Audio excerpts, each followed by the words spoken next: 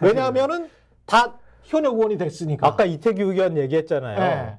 그 이태규가 가만히 이제 앉았은 거야. 그렇잖아. 장기현 의원하고 네. 비밀리에 단일화 협상을 했던 당사자예요. 그렇지. 근데 안철수 의원이 국정운영의 해방군으로 낙인 찍혀서 전당대회 당대표 선거에도 제대로 못 나왔듯이 그렇죠. 이태규 의원도 사실 세트가 돼버린 거야. 네. 그럼 그냥 그렇지. 그래서 나경원 의원도 잠시 반기 들었지만 바로 무릎 꿇었잖아요. 그래서 무릎 꿇은 사람들은 그냥 해준 거잖아. 그렇지 않나? 아니 내 기준으로는 내가 이제까지 그러니까 우리가 스토리를 보면 그런 것 같은데요. 그동안에 네. 우리가 네. 아까 얘기하신 것처럼 국민의힘엔 기대치가 낮았는지 요 정도만 해도 되게 잘하는 것처럼 또 언론이 그렇게 포장을 많이 하기도 했었고 좀 그렇게 문제가 했는데 있네. 지금 이렇게 근데 보니까. 다른 신문은 몰라도 네. 한겨레마저 그러면 안 되는 거잖아요. 경향신문하고 비교해서 제가 보여드리는 이유가 그건데 네. 경향신문 사설에서도 이런 문구가 있어요.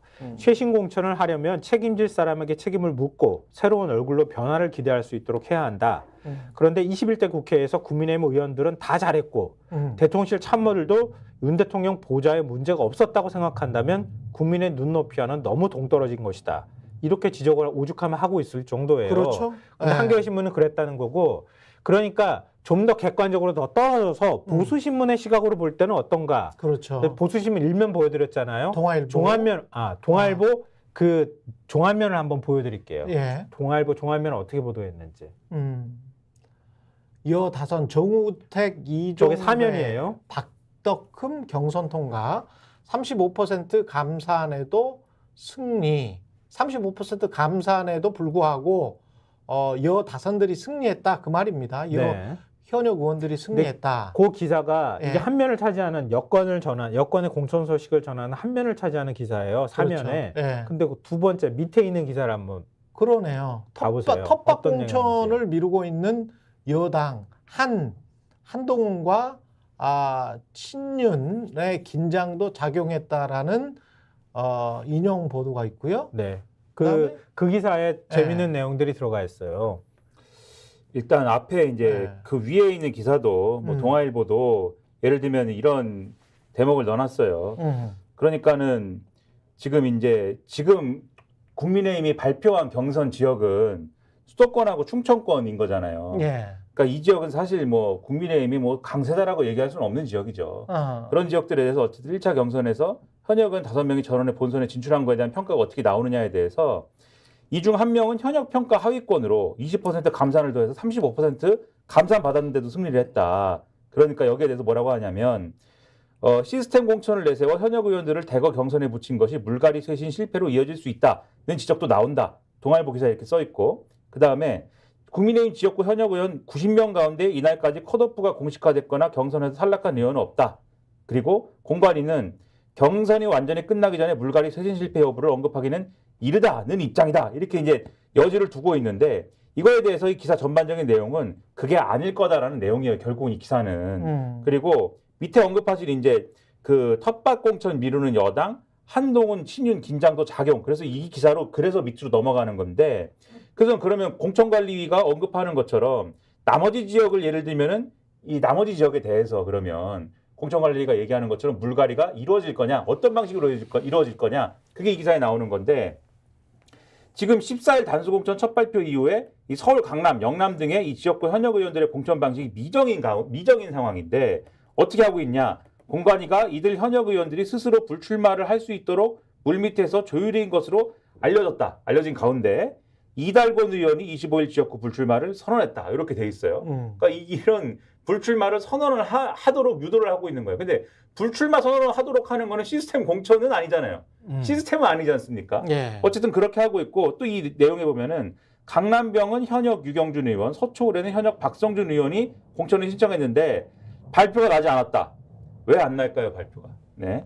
그리고 유 의원은 윤석열 대통령과 대립해온 유승민 전 의원 개파로 분류된다. 박 의원이 재선을 거둔 서초울에선 전략지역구 결정 이야기도 나온다. 그리고 이 유사한 사례 쭉 언급을 하면서 예를 들면은 이 김영동 의원이라든지 이런 사례들이 언급이 됩니다. 김영동 의원은 대표적으로 한동훈 비대위원장의 비서실장이잖아요. 예. 그러니까 이런 사례들이 이른바 긴장관계의 어떤 사례들로 지금 언급이 되고 있는 거예요. 그런 긴장관계 속에서 또 하나 이런 긴장관계 때문에 미뤄지고 있는데 여기에 또 하나 여권에서는 컷오프 대상자들의 이탈표를 의식해 계속 얘기하는 거죠. 쌍특검법 표결을 추진하는 29일 국회 본회의 이후 대거 공천에 발표될 것이라는 전망이 나온다라고 돼 있고 또 이런 얘기도 있습니다. 불출마를 선언한 한 의원 측은 동아일보에 공관위가 사람 피말리며 연락을 안 하는 식으로 은근히 불출마를 종용하는 분위기도 분명 있다. 이런 일들이 그냥 벌어지고 있는 거예요. 시스템하고는 아무 상관이 없습니다. 이런 것들은. 예. 근데 이게 지금 동아일보죠. 동아일보 보도라는 거예요. 네, 한겨레도 동아일보죠. 아니고. 그렇군요. 동아일보가 요새 밸런스 잘 잡네. 밸런스 문제도 밸런스 문제인데 예. 저는 기본적으로 성실함이 문제라고 해요. 성실함. 맞아요. 아까 그거 지금 기본이야. 계속 모두에서부터 이야기한 거. 그렇죠. 취재를 한겨레가 게을르지 않았냐? 예. 특히 저는 월요일 날 신문이 그런데 예. 어디까지 취재를 하고 어디까지 보도를 할 것이냐의 문제라는 거는 예를 들면 기자를 해보니까 아시지만 해보셨으니까 아시지만은 우리가 주워 들은 얘기를 기사에 다 쓰지 않잖아요. 그렇죠? 기사에 쓸 정도가 된다는 거는 우리가 얼마나 그 팩트에 대해서 취재를 많이 했지. 그렇죠. 예. 취재를 어느 정도 했느냐, 확인을 얼마나 했느냐, 크로스 체크가 얼마나 됐느냐, 요거를 해야 쓸 수 있는 거잖아요. 동아일보는 이거 했기 때문에 쓰는 거거든요. 다른 신문 마찬가지입니다. 했기 때문에 쓰는 거예요. 한겨레 왜 지금 저 정도밖에 안 썼냐? 모르니까. 그 정도를 안 하는 거예요, 지금. 모르니까. 그럼 어디만 지금 열심히 한 겁니까? 예. 지금 김성한 민주당 좀 들어봐봐. 김성한 평론가님 오늘 얼굴이 벌개지면서 한겨레가 죽일 짓이 저러는데 예. 왜 그럽니까 지금? 민주당에 대해서만 왜 칼을 날을 세우느냐 이거 아니에요 지금. 민주당만 취재를 했구나. 그렇죠. 그런 거예요 지금 오늘 신문이. 예? 그 기본적인 차이가 어디서 왔는지를 말씀드리는 겁니다. 한겨레 여당 반장이 누구예요? 다른 점에서 저희가 다른 관점에서 한 가지만 저는 탐사 보도를 오래 했던 입장에서 이런 거를 할 때 우리는 기획 보도를 많이 했기 때문에 주로 기준이 뭐냐에 관련해서 일주일 이상 논쟁을 하거든요. 그러니까 이제 데일리 신문들이랑 데일리 쓰는 사람들이랑 다른 게 기준이 굉장히 중요해요. 근데 그 기준이 국민의 보편적 기준이어야 된다라고 저는 보거든요. 근데 지금 모든 신문사들 보수 진보 다 함께 놓치고 있는 게 친윤 친명이라는 기준은 이거는 정말 일시적이고 국민의 삶과 아무런 관련이 없어요. 그런 얘기를 예. 제가 어디에서 봤어요?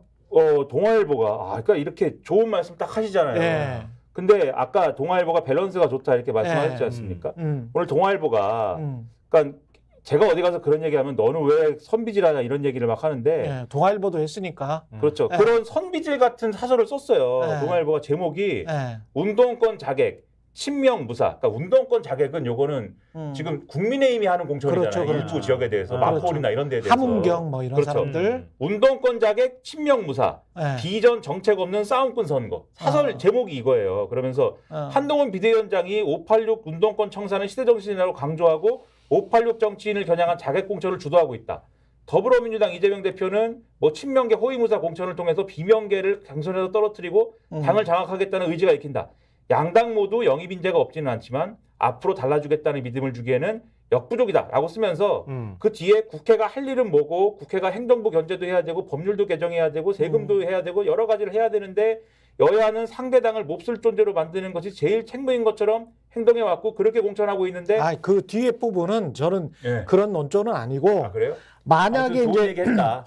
앞에 부분은 전형적인 양비론인데 가끔 한 번씩 해줄 필요도 있어요. 양비론도. 뒤에 부분에서 제가 그거를 교정을 한다면 지금 이쪽에 신경을 쓸 필요가 아니고 첫 번째는 이 선거 끝나고 난 다음에 말이죠. 매번 이런 걸 많이 해요. 국회의원들 어떤 직업 출신이냐, 부동산은 얼마나 많냐, 자산은 얼마나 많냐, 이 사람들이 어떤 계층으로부터 나왔느냐, 어떤 계층의 이익을 대변할 거냐, 이런 이야기는 선거 끝나고 난 다음에 종합해가지고 많이 하거든요. 근데 선거 전에 이 사람들이 어떤 계층의 이익을 대변할 건지에 관해서 예측할 수 있는 기사, 그냥 이미 이제 현역 같은 경우는 어떤 안에 찬성했다 반대했다 이런 게 나오잖아요. 제가 누차 이야기하지만 부동산 실거주 그걸 의무라고 하는데 실거주가 왜 의무여야 그 정도로까지 법안을 만들 수밖에 없었던 우리나라의 투기 열풍이나 투자 열풍을 잠재우기 위해서 그 정도까지 법안을 만들었는데 그것도 계속 유예시키고 있잖아요. 랄지 아니면 김건희 특검법과 관련해서 찬성을 한 사람과 반대를 한 사람의 어떤 그 분포도랄지 기준은 굉장히 많을 수 있어요.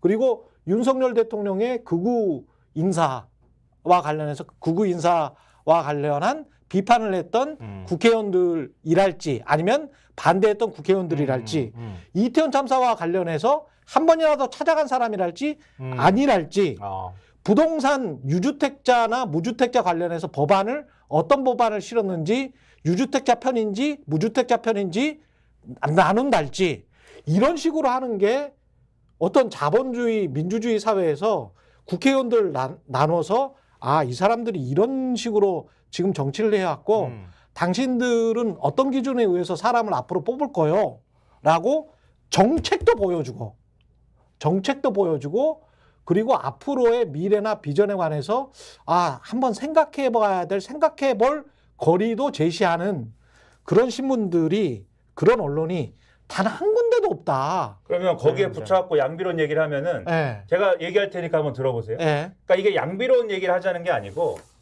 양쪽에서 운동권 자객 얘기하고 뭐 친명 공천 얘기하고 일단 정치권이 이렇게 얘기하는 게 말씀하신 그 내용을 전혀 반영하는 캠페인 자체가 아니잖아요. 그건 이게. 아니야. 그렇죠. 이건 일단 아니야. 정치권이 일단 첫 번째 잘못됐다. 일. 네. 그리고 두 번째 정치권이 이렇게 잘못된 캠페인을 하고 있을 때 언론은 그 캠페인을 쫓아가면서 보도를 이렇게 하는 게 아니라 지금 말씀하신 대로 그건 됐다 밀어버리고 그러면 진짜 우리 언론은 진짜 검증을 하자. 그 검증이라는 거는 지금 말씀하신 대로 이 사람들이 누구의 이익을 위해서 지금까지 입법 활동을 했느냐. 그렇죠? 그리고 이 이념적인 어떤 대립구도 속에서 실제로 어떤 선택을 해왔느냐. 요거를 가지고 그게 중요하지. 예, 그렇죠. 재벌 문제, 재벌 상속 문제, 그다음에 갑질 문제, 그다음에 중소기업 보호 문제, 그다음에 박덕흠이나 김성규에 관해서 제가 약간 좀 부정적으로 말씀드릴 수밖에 없는 게 이런 분들이 너무 많으면 문제입니다.